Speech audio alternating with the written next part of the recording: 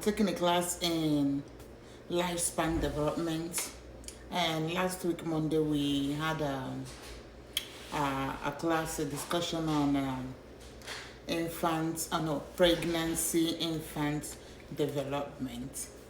And in this class, there were certain points that we talked about that stood out to me. It was like really catching, amazing. And this is because, of course, I have a 1 year old. So I decided I was going to talk about it and share it with all of you, my wonderful friends and Facebook, TikTok, all the social media family, because it's really interesting. It's something that I think every parent should know, you know. Yeah, every parent, whether you're a mom or a dad, or you're hoping to be a mom or a dad, or you're taking care of young children, you know, or taking care of a pregnant woman, I think you should know about all these things. It helps. You never can tell when a point from these points I'm going to tell you now is going to help you be a better mom or a better dad or a better babysitter or a better child care giver, you know. So I'm going to start with pregnancy development. Of course, we're not really going to get into pregnancy development because my main point here is to tell you about the amazing, wowing points I have on infant development. Okay. On Monday, let me give you this.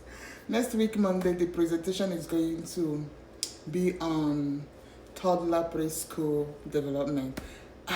And I'm going to be the one to present that topic. Okay, so on infants, on pregnancy and infant, that was presented last week by my classmates. These are some of the points. Of course, during pregnancy, like when you see a pregnant woman, and maybe you want to assess, or maybe you're in the position to talk with the pregnant woman, maybe you have to care for her or assist her in anything. I think the points that comes to mind, we look at what kind of pregnancy is this, in the sense that, is it a planned pregnancy? Is it wanted? Is it a planned and wanted pregnancy? Is it unplanned pregnancy but wanted pregnancy? Who is around the pregnant woman? Does she have a safe place, maybe a person she can go to at any time? Because we all know pregnancy alone is a whole different story. Is 9 months, but it's 9 years for any pregnant woman. So we look at all those things surrounding a pregnant woman to see how she might be needing support, towards the pregnancy. Because whenever a woman is pregnant, the main goal is for a successful delivery, bringing into the world a new human being, and of course the health of the pregnant woman, right? So we look at all these things because most times these are the factors that may impact the pregnancy development and the health of the pregnant woman. So we look at all these points that I just mentioned. When everything is okay, good, manageable, and in fact the infant develops through the series of the stages in the womb, and then the baby is born, the baby now becomes an infant. That's when we have this series of developments, and I'm going to list. There were so many of them, so many points I already seen, I already know. I mean, I told you I have a 1-year-old. He just moved from being infant to being a toddler, right? So let's look at these developments, infant developments. Okay, so number one is Babies are born with temperaments. Do you know that? So, all babies are born with temperaments. So, you see a newborn baby, 2 months old, 3 months old, reacting like showing signs of temper, and you're like, oh, who are you acting like? Oh, your mom is not temperament. Your dad is not temperament. Oh, where did you get this temper from? No, babies are born with temperament. And the second point here is we celebrate children the way they are. As early as infant age, they already understand when you celebrate them. So this means that we have to celebrate a baby the way they are. And the third one is endorse the motive of a baby, of a child. This means that if a baby gives you an empty glass of water, you have to drink that empty glass of water. Endorse their motive. This shows them that they are in the right tune, in the right track. This baby wanted to give you water to drink, but he or she doesn't have the ability yet to fetch you the water and actually hand it over to you. So you have to endorse the motive of the child, because it also helps them grow. It helps the brain to develop, because you're telling the baby, yes, I know you gave me water to drink.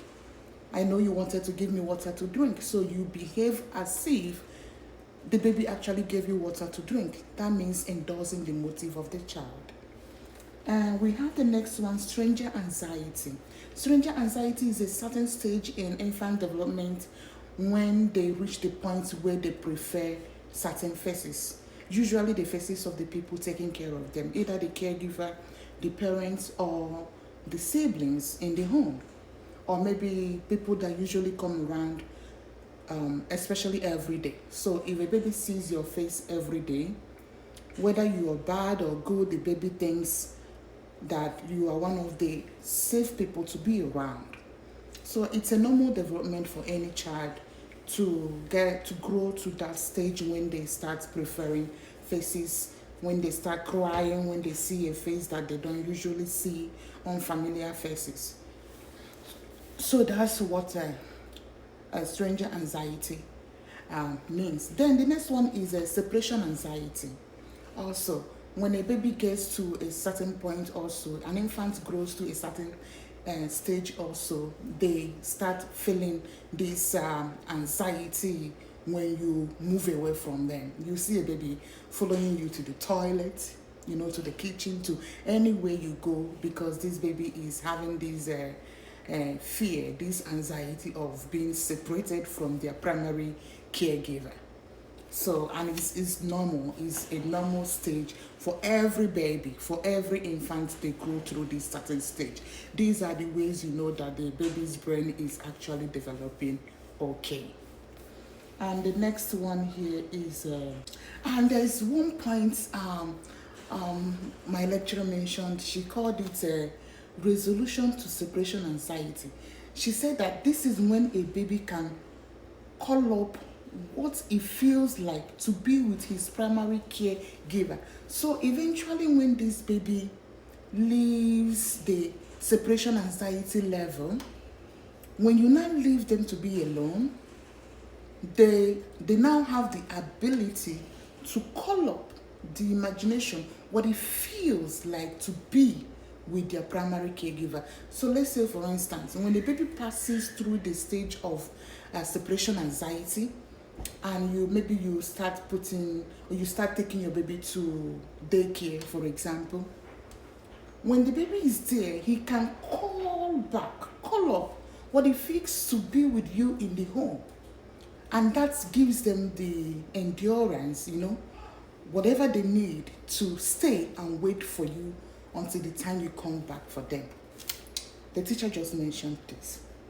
And the next one is babies think that whatever happens to them is intended to happen to them by an adult. Let me read it the way I wrote it here. It says, babies think whatever you do is intended. So babies think that whatever you do is intended. Let's say, for example, a baby falls down from the chair, from anything, from anywhere. You see the baby looking at you, crying. like you're the reason why he fell down, or maybe you are the one that pushed him down. This is because they believe that you intended for them to fall down. So a baby believes that everything that happens to them is intended by an adult, and it's normal. It's a very normal developmental stage for an infant, for babies. Okay, so that would be the points. I told you there are so many points, but I just highlighted these ones that I felt would help any caregiver, any parent, or anyone, hoping to have children in the future. But there is an extra point I'm going to give you. This one is kind of a toddler developmental stage. It's called a passive mentalizing. So passive mentalizing is a kind of stage they develop when they, like in toddlerhood stage. Passive mentalizing is like when a baby start testing you, like when they get to that age 3, 4, 5, they start testing you. They want to know if you still love them, if you still care for them, if they do not do what you want them to do. So you see, at the age of 2, 3, you tell a baby, don't touch that, the baby will touch that. You say, touch this, the baby will not touch that. So the baby will do everything that you ask them not to do. And this is called passive mentalizing. They're actually trying to see, if I do not do what you want me to do, are you still going to care for me? Are you still going to love me? Are you still going to take care of me? Okay, guys. So that's the points I have on infant development for you moms, dads, baby caregivers, and everyone around children and babies. Let me add this point. I saw a video on Facebook where a woman was crying, showing the baby's leg. A teacher in the school, she said teacher, but of course I know maybe it was in the daycare. I think she said the baby was around one-ish, like 12 and 13, 14 months old.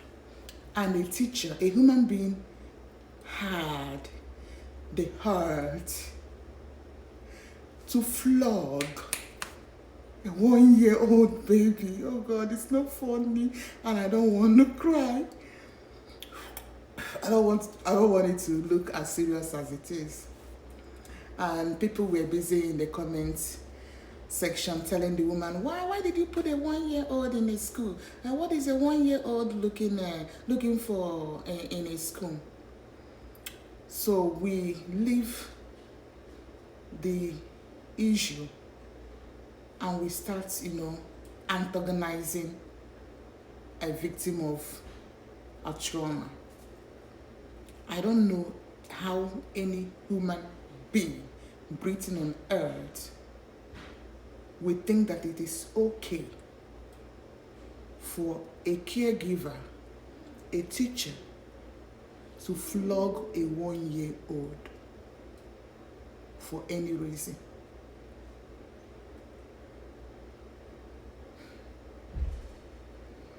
Guys, I'll talk to you later. My mood just changed.